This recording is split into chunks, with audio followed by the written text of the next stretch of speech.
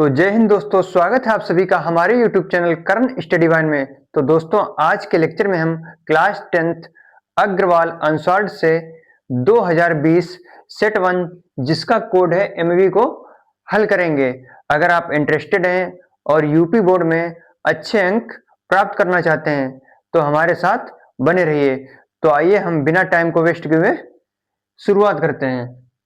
तो यहाँ पर लिखा है पहला खंड आ है जिसमें बहुविकल्पी प्रश्न को हम सबसे पहले हल करेंगे। तो यहाँ पर हमारे सामने पहला क्वेश्चन दिया है संख्या 2 + √3, फिर ब्रैकेट में 2 - √3 होगी 1। विकल्प ए यहाँ पर दिया है परिमेय, विकल्प बी दिया है अपरिमेय, विकल्प सी दिया है ऋणात्मक पूर्णांक और विकल्प डी दिया है धनात्मक पूर्णांक। तो इसको सबसे पहले हम हल करते हैं, फिर जो विकल्प सही होगा उस पर हम निशान लगा देंगे। तो आइए सबसे पहले इसको हम हल करते हैं। तो पहला क्वेश्चन है 2 + √3 और ब्रैकेट में है 2 - √3। तो इसके लिए फार्मूला होता है a + b और a - b का। 2 को हम a मानेंगे और √3 को b। इसी प्रकार यहाँ पर भी हम a और b मान लेंगे। तो यहाँ पर बन रहा है a + b और a - b। तो इसके लिए फार्मूला होता है a² - b²। तो फार्मूला को हम साइड में लिख लेते हैं। a² - b² बराबर होता है a + b और a - b। ये इसका फार्मूला होता है। तो इसी फार्मूले की सहायता से हम लगाते हैं इसको। तो a² - b² और यहाँ पर a का मान है 2, तो 2 का स्क्वायर। अब b का स्क्वायर, तो b का मान यहाँ पर √3 है, तो √3 का स्क्वायर कर देंगे यहाँ पर हम। तो 2 का स्क्वायर 4 होगा और माइनस √3 का स्क्वायर 3 रहेगा। तो 4 - 3 तो बचेगा यहाँ पर 1। अब एक धनात्मक पूर्णांक यहाँ पर आ रहा है, तो हमारा विकल्प डी सही हो जाएगा। और यहाँ पर परिमेय भी हो सकता है, तो परिमेय भी हो सकता है और धनात्मक पूर्णांक भी हो सकता है, दोनों विकल्प सही हैं। अब इसके बाद दूसरा क्वेश्चन है, यहाँ पर चित्र में प्रदर्शित बहुपद के ग्राफ के आधार पर बहुपद के शून्यक होंगे। तो यहाँ पर आइए पहले इसको आपको समझा देते हैं। यहाँ पर आपको एक क्षैतिज रेखा दिख रही है और एक आपको ऊर्ध्वाधर रेखा दिख रही है। क्षैतिज रेखा को हम x अक्ष और ऊर्ध्वाधर रेखा को हम y अक्ष कहते हैं। अब यहाँ पर एक आपको वक्र रेखा दिख रही होगी। तो जो वक्र रेखा होती है x अक्ष को जितनी बार टच करेगी उतने ही आपके यहाँ पर क्या हो जाएंगे, शून्यक हो जाएंगे। तो यहाँ पर देखते हैं जो वक्र रेखा है x अक्ष को कितनी बार टच कर रही है। तो यहाँ पर आइए गिनते हैं। यहाँ पर एक बार टच किया और फिर इसके बाद यहाँ पर 2 बार हो गया, फिर 3 बार, फिर 4 बार। तो x अक्ष को वक्र रेखा ने 4 बार टच किया, तो शून्य कितने होंगे, 4 हो जाएंगे यहाँ पर। तो विकल्प डी हमारा 4 सही हो जाएगा। फिर इसके बाद दिया है तीसरा क्वेश्चन, त्रिभुज ABC समरूप त्रिभुज PQR है तो कोण A बराबर होगा। तो आइए आपको इस क्वेश्चन को भी हम समझाते हैं। यहाँ पे दिया है त्रिभुज ABC समरूप त्रिभुज PQR। अब यहाँ पर संगत कोण बराबर हो जाएंगे, अर्थात कोण A कोण P के बराबर होगा और कोण B जो है कोण Q के बराबर हो जाएगा और कोण C Q कोण R के बराबर हो जाएगा। तो इसी प्रकार कोण B बराबर कोण Q हो जाएगा और कोण C बराबर कोण R हो जाएगा। तो यहां पर हमसे पूछ रहा है कोण A किसके बराबर होगा, तो कोण A जो होगा कोण P के बराबर हो जाएगा। तो हमारा जो विकल्प होगा यहां पर B सही हो जाएगा। अब इसके बाद चौथा क्वेश्चन है, यदि sin theta minus cos theta बराबर 0, तो sin की घात 4 और माइनस यहाँ पर प्लस है cos की घात 4 का मान होगा। तो आइए हम आपको इसको भी हल करके दिखाते हैं। तो इसको हम रब कर रहे हैं पहले।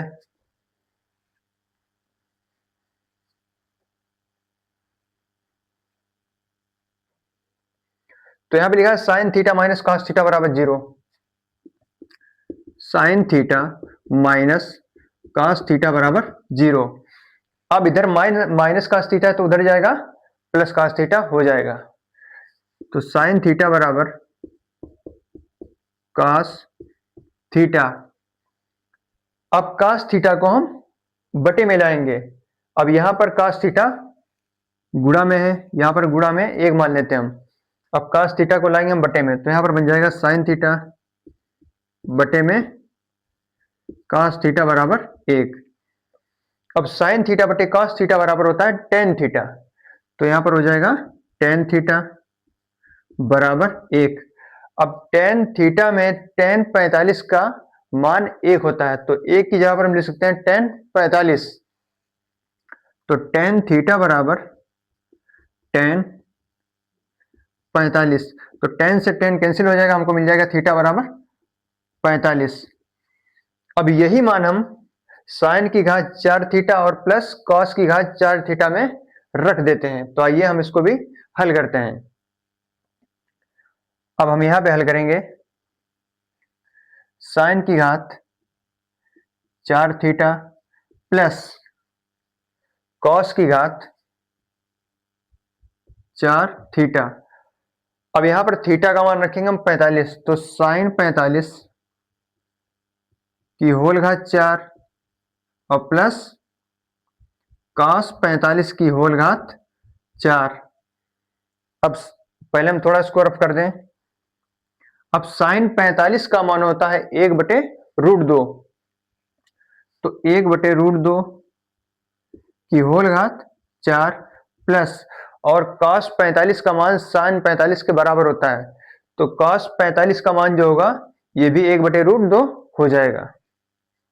तो 1/√2 की होल घात 4। अब 1/√2 की होल घात 4 इसका मान आएगा 1/4 आएगा, क्योंकि √2 गुणे √2 करेंगे तो 2 आएगा, फिर उसके बाद √2 गुणे 2 करेंगे तो 2 आएगा, फिर 2 और 2 की गुणा करेंगे तो 4 आ गया। तो √2 गुणे √2 गुणे √2 और गुणे √2, तो √2 गुणे √2 करने पर आएगा 2 गुणे। अब यहां पर भी इसे करेंगे √2 गुणे √2, तो कितना मिलेगा 2 मिलेगा, और 2 और 2 की गुणा करने पर हमको मिलेगा 4, तो इसका यहां पर मान आ जाएगा 1/4 प्लस उसी प्रकार इसका भी मान आएगा 1/4। अब यहां पर हर समान है तो यहां पर बटे में 4 ही रहेगा, और ऊपर अंश जुड़ जाएंगे तो मिलेगा 2/4, काट देंगे 2 1 कम 2, 2 दूना 4, हमको मिलेगा यहां पर 1/2। तो हमारा इसमें जो ऑप्शन बी है ये सही हो जाएगा। अब इसके बाद पांचवा क्वेश्चन है बिंदु 3,4 की y अक्ष से दूरी होगी। तो आइए पहले सबसे पहले हम इसको रफ करते हैं और फिर आपको ये क्वेश्चन भी हम समझा देते हैं।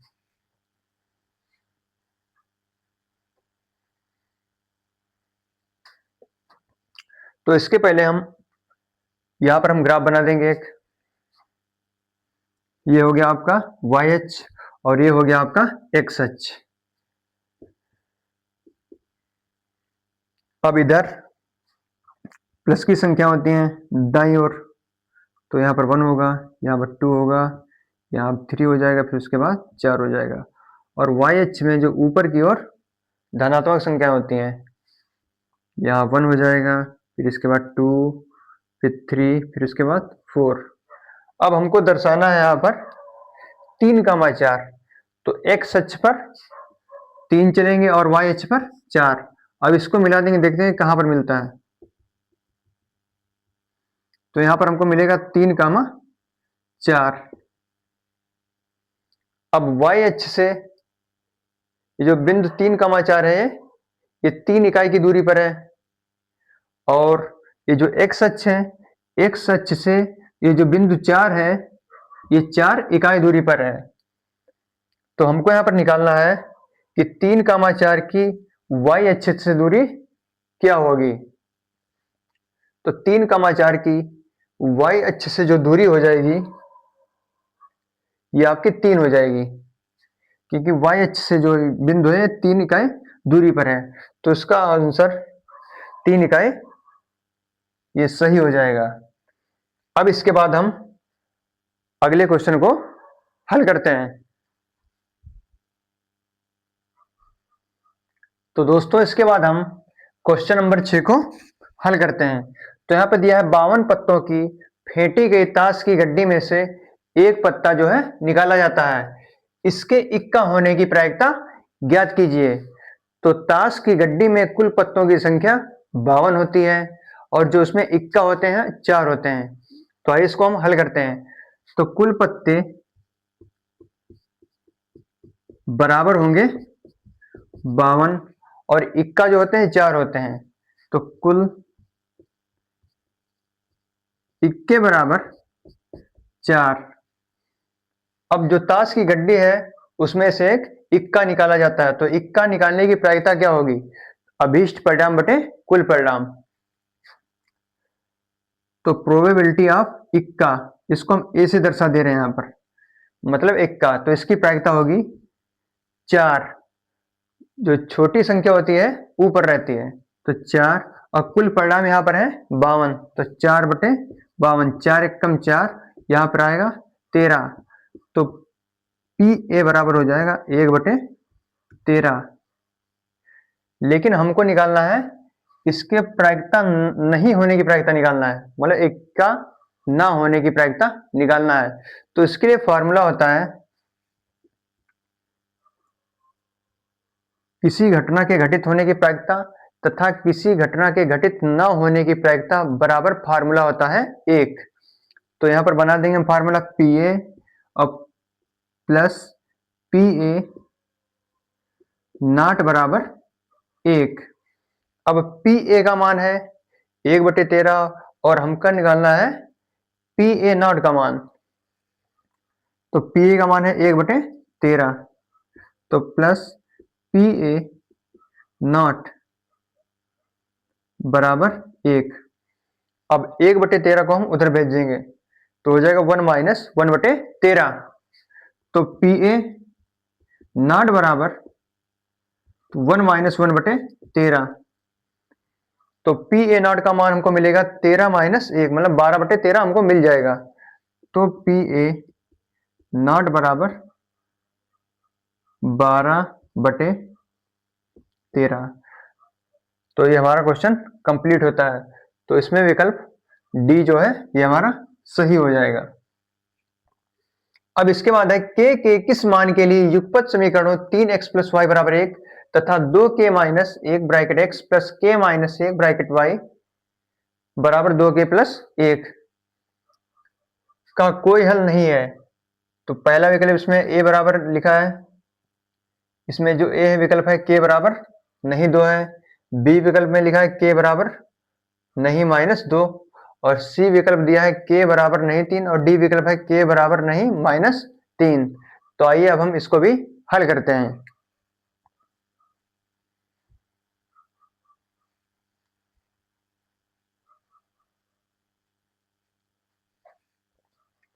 अब यहां भी लिखा है कोई हल नहीं है, तो इसके लिए फॉर्मूला होता है a1 बटे a2 बराबर b1 बटे b2 और बराबर नहीं c1 बटे c2।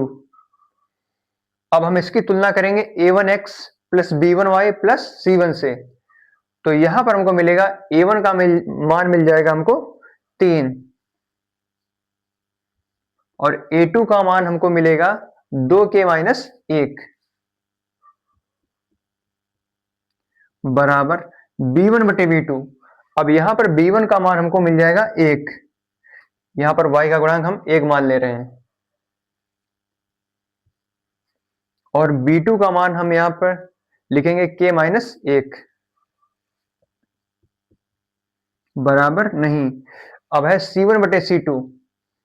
अब जो c1 होगा यहां पर हम माइनस 1 लिखेंगे, जब इधर प्लस है 1 होगा, जब RHS में आएगा तो यहां पर माइनस 1 हो जाएगा। तो यहां पर हमको c1 का मान मिलेगा माइनस 1 बटे में, अब जो c2 का मान होगा होगा माइनस ब्रैकेट 2k प्लस 1। अब इसके बाद हम इसको हल करेंगे। तो 1 बटे k माइनस 1 बराबर नहीं -1 बटे में -2, ये जो माइनस से बाहर है और 2 ब्रैकेट के अंदर है, तो 2k प्लस 1। अब यहाँ अंश में भी माइनस है और हर में भी माइनस है। अगर अंश व हर में माइनस लगाए तो वो कट जाता है, तो एक कट जाएगा, तो हमको मिलेगा यहाँ पर 1 बटे k माइनस 1 बराबर नहीं 1 बटे 2k प्लस 1। अब यहाँ पर हम तिर्यक गुणा कर देंगे तो हमको मिलेगा 2k प्लस 1 बराबर k माइनस 1। अब k को हम RHS में ले आएंगे तो यहाँ पर हो जाएगा माइनस का, तो यहाँ पर बचेगा k बराबर, अब यहाँ पर प्लस 1 है, जब उधर हम इसको पक्षांतर करेंगे तो ये -1 हो जाएगा, और माइनस से और 1 और -1 मिलकर -2 बन जाएगा। और लेकिन यहाँ पे चिन्ह बराबर नहीं का लगेगा, नॉट इक्वल का, तो यहाँ पर बचेगा -2। ये हमारा आंसर हो जाएगा। तो k बराबर -2 विकल्प हमारा बी सही हो जाएगा। अब इसके बाद 8वां क्वेश्चन है, चित्र में AO बटे OC बराबर BO बटे OD बराबर 1/3 है यदि DC बराबर 1.5 सेंटीमीटर, तो AB का मान हमको निकालना है। तो आइए हम इस क्वेश्चन को भी हल करते हैं।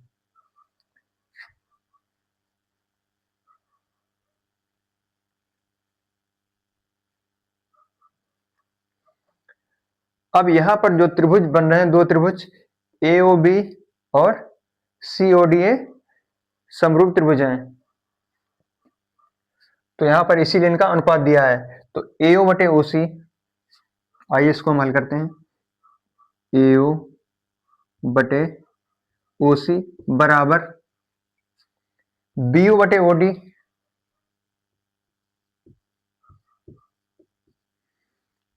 अब AO बटे OC हो गया, BO बटे OD हो गया। अब यहां पर बच रहा है AB, अब AB की संगत भुजा हो जाएगी DC। अब यहां पर BO बटे OD का मान कितना है, 1/3 है, तो इसका मान दिया है 1/3 बराबर, और AB का मान हमको दिया है, AB का मान जो हमको निकालना है, और DC का मान हमको दिया है 1.5। AB का मान हमको निकालना पड़ेगा, तो AB DC का मान है 1.5। अब यहां पर इसके बाद 1.5 कम 1.5 और 1.5 दूना 3, तो यहां पर हम कितने गुणा कर देंगे, तो 2AB बराबर 2AB बराबर हो जाएगा 1, तो AB बराबर मिलेगा हमको 1/2। जब इसको हम हल करेंगे तो आएगा 0.5, तो AB बराबर हमको मिलता है यहाँ पर 0.5। तो हमारा विकल्प है जो है सही हो जाएगा। अब इसके बाद 9वां क्वेश्चन है, tan square 30 plus cot square 30 का मान होगा। विकल्प ए है 9/10, विकल्प बी है 11/10, विकल्प सी है 2√3 और विकल्प डी है 10/3। तो आइए सबसे पहले हम इसको रफ करते हैं और इस क्वेश्चन को भी हम हल करते हैं।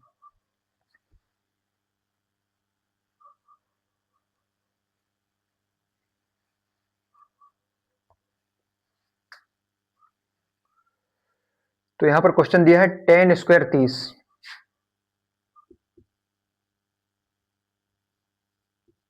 Plus cot square 30। अब यहां पर tan 30 का जो मान होता है 1/√3 होता है। अब 1/√3 का जो स्क्वायर होगा 1/3 हो जाएगा, तो पहले हम लिख लेते हैं 1/√3 का स्क्वायर। अब जो cot 30 का मान होगा tan 30 का उल्टा हो जाएगा, तो tan 30 का मान होता है 1/√3 और cot 30 का मान जो होगा √3 होगा, तो प्लस √3 का स्क्वायर, तो 1/√3 का स्क्वायर होगा 1/3 प्लस, और √3 का स्क्वायर हो जाएगा 3, तो 3 3 9 प्लस 1 10, 10/3 ये आंसर आ रहा है यहाँ पर। अब 10/3 विकल्प हमारा डी सही हो जाएगा। अब इसके बाद है एक लीप वर्ष में 52 रविवार होने की प्रायिकता होगी। तो आइए हम इस क्वेश्चन को भी हल करते हैं। इसमें विकल्प भी दिए हैं, विकल्प ए है 5/7, विकल्प बी है 1/7 और विकल्प सी है 2/7, विकल्प डी है 1। तो आइए हम इस क्वेश्चन को भी हल करते हैं।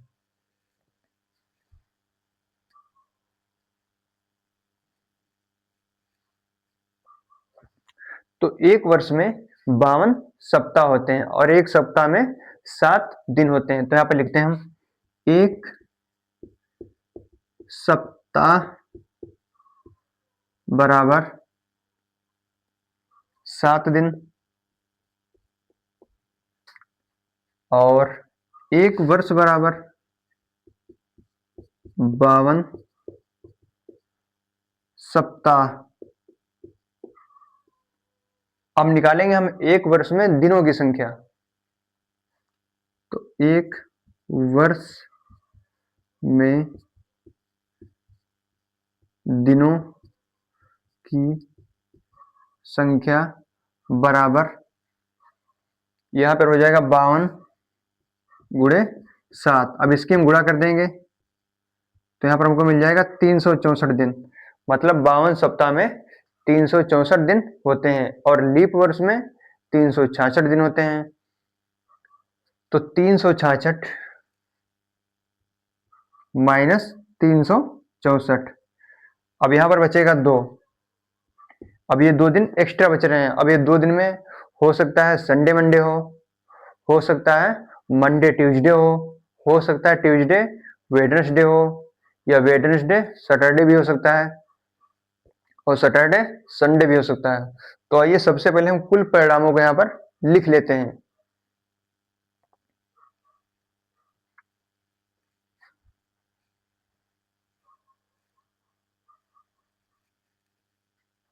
अब ये जो 2 दिन एक्स्ट्रा बच रहे थे, हो सकता है रविवार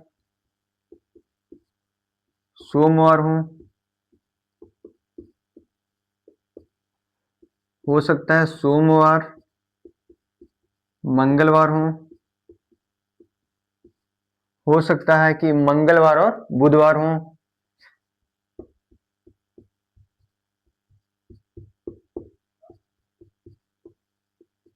और हो सकता है कि ये बुधवार शुक्रवार हो सकता है कि यहां पर गुरुवार हो जाएगा, बुध के बाद आएगा गुरुवार। फिर हो सकता है कि गुरुवार और शुक्रवार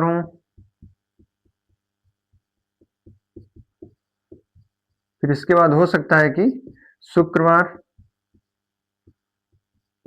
शनिवार और हो सकता है कि शनिवार और रविवार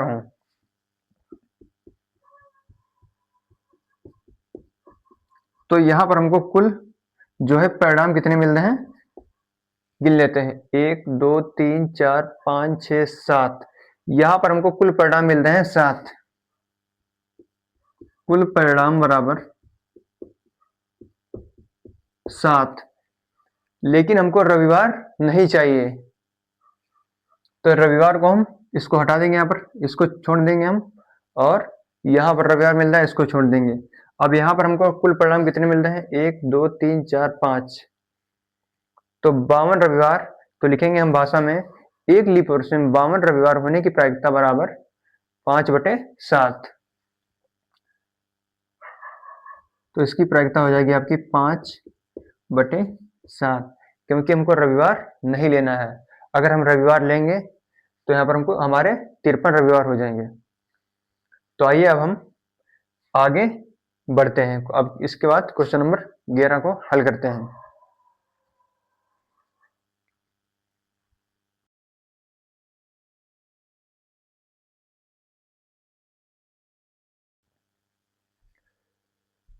तो इसके बाद हम क्वेश्चन नंबर 11 को हल करेंगे। यहाँ पे दिया है यदि 12 और 42 का लघुत्तम समापवर्त 10m+4 है तो m का मान ज्ञात कीजिए। तो यहाँ पर सबसे पहले हम इसके बाद निकालेंगे यहाँ पर 12 और 42 का सबसे पहले हम मासा निकालते हैं, नहीं सॉरी 12 और 42 का यहाँ पर लासा निकालते हैं। तो 12 कामा 42, 6 से काटते हैं डायरेक्ट, 6 दूनी 12, 6 सत्ते 42, फिर 2 से काटेंगे 7 आएगा, तो 7 दूनी 14, 14 6 का 84, तो हमारा एलसीएम निकल कर आ रहा है 84। अब हम इसको 10m + 4 के बराबर कर देंगे, तो 10m + 4 बराबर 84, तो 10m बराबर 84 - 4, तो 10m बराबर मिलेगा हमको 80, 10 एकम 10, 10 अठे 80, तो m बराबर हमको मिल जाएगा यहाँ पर 8। तो ये हमारा क्वेश्चन कंप्लीट होता है। तो यहाँ पर आपका बी विकल्प सही हो जाएगा। अब इसके बाद हम क्वेश्चन नंबर 12 को हल करेंगे। यहाँ पे दिया है यदि अल्फा तथा बीटा समीकरण 2x² + 8x - 8 के मूल हैं तो विकल्प ए है अल्फा प्लस बीटा बराबर अल्फा बीटा, विकल्प बी दिया है alpha plus beta greater than alpha beta, विकल्प सी दिया है alpha plus beta less than alpha beta, और विकल्प डी दिया है alpha plus beta plus alpha beta बराबर 0। तो आइए हम इसको हल करके चेक करते हैं कि कौन सा विकल्प आपका सही होगा।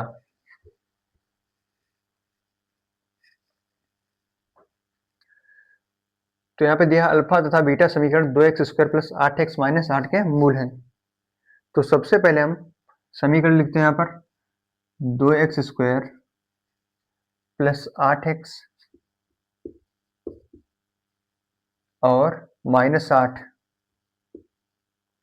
बराबर 0। अब इसकी तुलना हम करेंगे ax² + bx + c के साथ। तो x² + bx + c बराबर 0 से तुलना कर देंगे हम। तो यहाँ से हमको मिलेगा a बराबर 2 मिल जाएगा, b बराबर 8 और c बराबर मिलेगा -8। अब अल्फा प्लस बीटा बराबर फार्मूला होता है -b/a। अल्फा प्लस बीटा बराबर -b/a। तो अब आइए हम अल्फा प्लस बीटा निकालते हैं पहले। तो अल्फा प्लस बीटा बराबर, अब माइनस है तो माइनस लगाते हैं, यहाँ पर b का मान 8 है और a का मान है 2, तो 2 एकम 2, 2 चक्कू 8, तो अल्फा प्लस बीटा बराबर -4। तो अल्फा बीटा का मान निकल चुका है। अब हम निकालते हैं अल्फा बीटा निकालते हैं। तो अल्फा बीटा बराबर फार्मूला होता है c/a। अब यहाँ पर c का मान जो है -8 है और a का मान 2 है, तो काट देंगे 2 चक्कू 8, तो ये मिल जाएगा -4। अर्थात अल्फा प्लस बीटा जो है अल्फा बीटा के बराबर है। तो यहाँ पर हो जाएगा अल्फा प्लस बीटा बराबर अल्फा बीटा, यही हमारा आंसर हो जाएगा। तो ये हमारा यहाँ पर विकल्प यहाँ पर सही हो जाएगा। अब इसके बाद 13वां जो क्वेश्चन दिया है समीकरणों 2x + y - 6 बराबर 0 और 4x - 2y - 4 बराबर 0 के हल होंगे। तो आइए हम इस क्वेश्चन को भी हल करते हैं।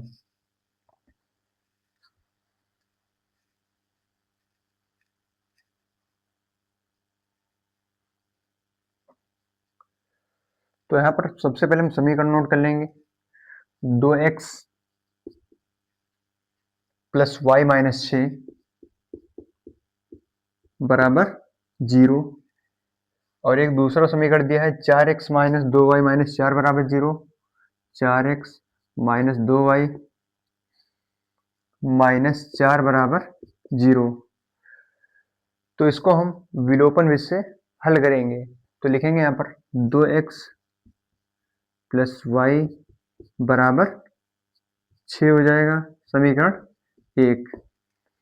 अब यहाँ पर हम 2 कॉमन ले लेंगे, तो यहाँ पर हो जाएगा 2x, फिर यहाँ पर कॉमन लेंगे तो यहाँ पर हो जाएगा -y बराबर, जब पूरे में हम 2 कॉमन ले लेंगे तो बचेगा यहाँ पर हो जाएगा 2। इसको दे देंगे हम समीकरण सेकंड। अब इसको हम जोड़ देंगे तो प्लस वाई से माइनस वाई कैंसिल हो जाएगा, फिर यहाँ पर बचेगा 4x बराबर 8, 4 एकम 4, 4 दूनी 8, x का मान हमको 2 मिल चुका है।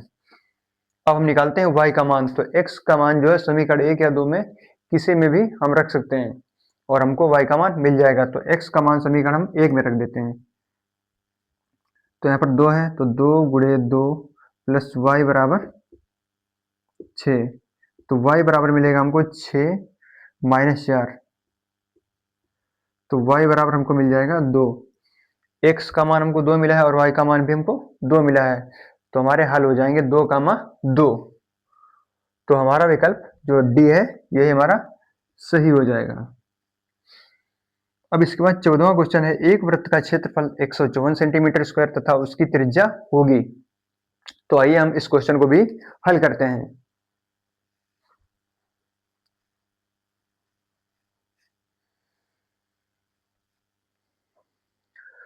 यहाँ पे दिया है वृत्त का क्षेत्रफल 154 सेंटीमीटर स्क्वायर है, तो लिखेंगे हम यहाँ पर वृत्त का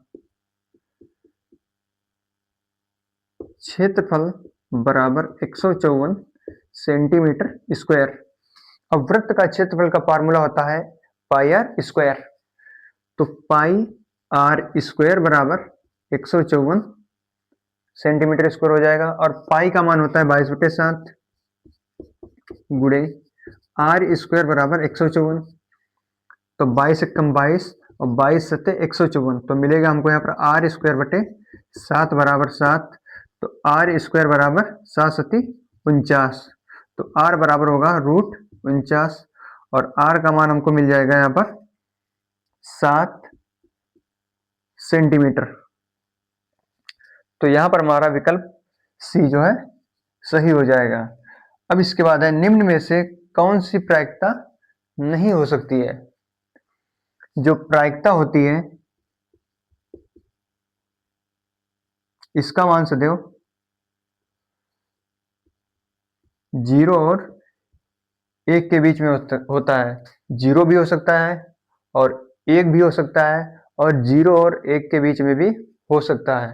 प्रायिकता का मान सदैव कभी ऋणात्मक नहीं होता है, तो हमारा ऑप्शन बी सही हो जाएगा -15, क्योंकि जो प्रायिकता होती है उसका मान कभी ऋणात्मक नहीं होता है। अब इसके बाद क्वेश्चन नंबर 16वां लिखा है, त्रिभुज एबीसी में यदि AB बराबर 6√3, AC बराबर 12 और BC बराबर 6 सेंटीमीटर है तो कोण भी होगा। तो आइए हम इस क्वेश्चन को भी हल करते हैं।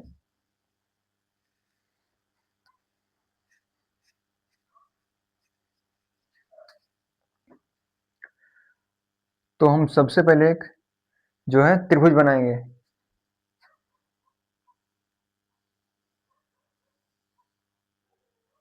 जिसको नाम देंगे हम ABC।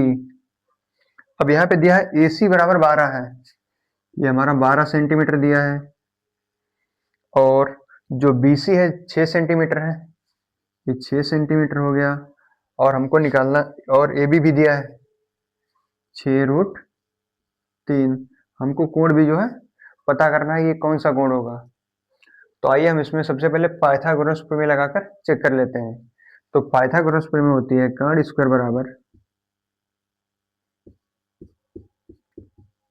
लंब स्क्वायर प्लस आधार स्क्वायर।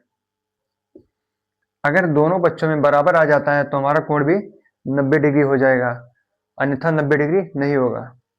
तो कर्ण 12 है तो 12 का स्क्वायर बराबर लंब, ये हमारा 6√3 है, तो 6√3 का स्क्वायर और प्लस आधार 6 का स्क्वायर,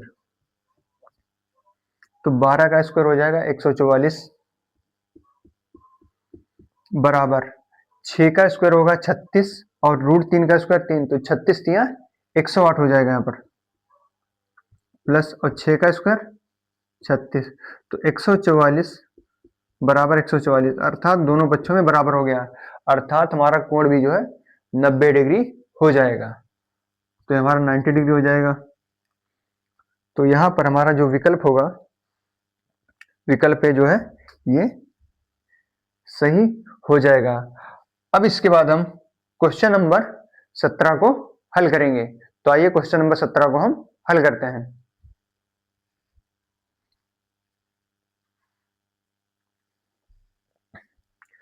तो इसके बाद हम क्वेश्चन नंबर 17 को हल करेंगे। यहाँ पे दिया बिंदुओं -3, 10 और 6, -8 को मिलाने वाले रेखाखंड को -1, 6 से किस अनुपात में विभाजित किया जाता है। तो इसमें अनुपात पूछ रहा है, तो इसमें हम मानेंगे माना वांछित अनुपात के अनुपात 1। तो लिखेंगे यहाँ पर हम माना वांछित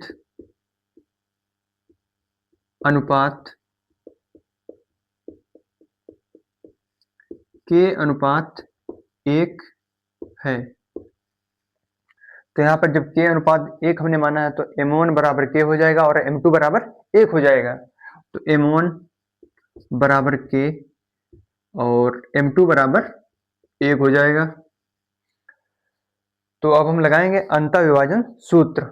तो फॉर्मूला होता है x, y बराबर m1 x2 plus m2 x1 बटे में m1 प्लस m2, और दूसरा होता है इसके आगे m1 y2 plus m2 y1 बटे में m1 प्लस m2। अब इस फार्मूले में हम ये मान को रखते हैं x, y। अब यहाँ पर हम x, y जो है 6, -8 को उठा लेंगे। तो 6, -8 बराबर m1 यहाँ पर k हो जाएगा, x2 यहाँ पर जो है आपका ये x1 है और ये y1 है,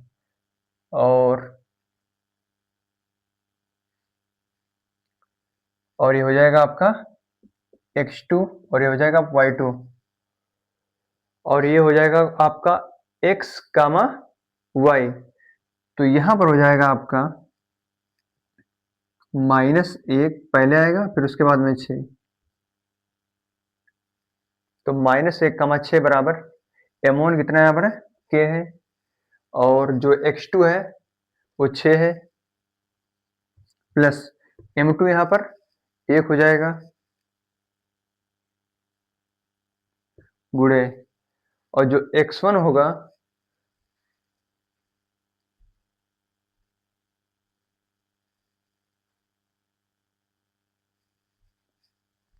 तो यहाँ पर -1, 6 बराबर होगा k, जो k है यहाँ पर m1 है, गुणे 6 ये x2 है, और प्लस m2 यहाँ पर 1 है और x1 -3 है, बटे में m1 प्लस m2 अर्थात k प्लस 1। तो हम इसको -1 के बराबर कर देंगे। तो -1 बराबर 6k -3 बटे k प्लस 1। अब हम यहाँ पर तिर्यक गुणा कर देंगे तो हमको मिलेगा -k -1 बराबर 6k -3। अब हम 6k को यहाँ पर LHS में लाएंगे तो बन जाएगा यहाँ पर -7k बराबर, अब -1 को हम उधर RHS में भेज देंगे तो वहां पर हो जाएगा +1।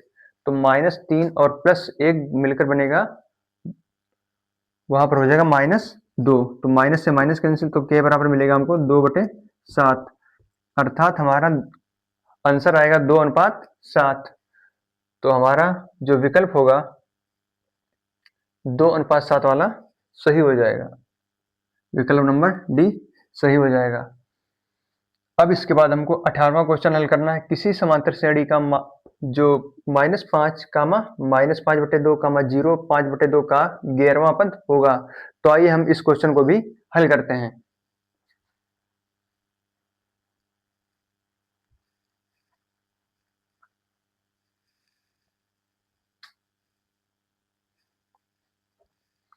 अब यहाँ पर एक समांतर श्रेणी दी गई है जिसका प्रथम पद -5 है। तो आइए हम लिखते हैं यहाँ पर प्रथम पद a बराबर -5 और द्वितीय पद -5/2 है, तो यहाँ पर हम निकालते हैं सबसे पहले सार्वंतर। तो कोई दो क्रमागत पदों का हम अंतर निकाल लेते हैं, तो यहाँ पे हमको आसानी रहेगी, तो यहीं पर हम जो है सार्वंतर निकालते हैं। d बराबर 5/2 -0, तो d बराबर हमको मिल जाएगा 5/2। अब हमको निकालना है 11वां पद, तो a11 हमको निकालना है। तो a11 बराबर होगा आपका a + 10d। अब a का मान यहाँ पर -5 है और d का मान है 5/2, तो इसमें हम a और d के मान रख देते हैं। तो -5, फिर यहाँ पर होगा प्लस 10 गुणे 5/2, तो 2 1 कम 2, 2 5 6 10, तो -5 + 25, तो हमको मिल जाएगा यहाँ पर 20। तो a11 हमारा आया है 20, तो हमारा जो 20 जो आंसर है यही सही हो जाएगा, तो विकल्प ए सही हो जाएगा। फिर इसके बाद 19वां क्वेश्चन है, यदि द्विघात समीकरण 2x² + ax + 6 बराबर 0 का एक मूल 2 है, तो हमको यहाँ पर a का मान निकालना है। तो a बराबर क्या होगा, तो आइए हम इस समीकरण को भी हल कर लेते हैं और a का मान निकालते हैं। अब यहाँ पर एक समीकरण दिया है 2x² + ax + 6 बराबर 0। अब इसका एक मूल दिया है, अर्थात x की जगह पर हम 2 रख देंगे और हमको a का मान मिल जाएगा। आइए रखते हैं, तो 2 गुणे x का मान है यहाँ पर 2 रख देंगे हम, तो 2 गुणे 2 का स्क्वायर प्लस a गुणे 2 + 6 बराबर 0, तो 2 गुणे 2 का स्क्वायर 4 प्लस 2a + 6 बराबर 0, 2 चक्कू 8 और प्लस 6 प्लस 2a बराबर 0, यहाँ पर 0 हो जाएगा, 8 6 14 हो जाएगा, तो 14 और प्लस 2a बराबर 0, तो 14 उधर 75 हो जाएगा, तो 2a बराबर -14, 2 1 कम 2, 2 7 14, a बराबर मिल जाए हमको यहाँ पर -7। तो हमारा जो डी विकल्प होगा यही सही हो जाएगा। फिर इसके बाद 20वां क्वेश्चन है, एक लंबवृत्तीय शंकु में आधार के समांतर एक समतल द्वारा बनाया गया अनुप्रस्थ काट है। अब अनुप्रस्थ काट क्या होता है, अब जैसे मान लो आपका हो गया शंकु, तो शंकु में जो नीचे आधार बनता है ये वृत्त के आकार का होता है, तो हमारा जो विकल्प होगा ये सी सही हो जाएगा। तो अब हम इसके बाद अगले खंड को हल करते हैं।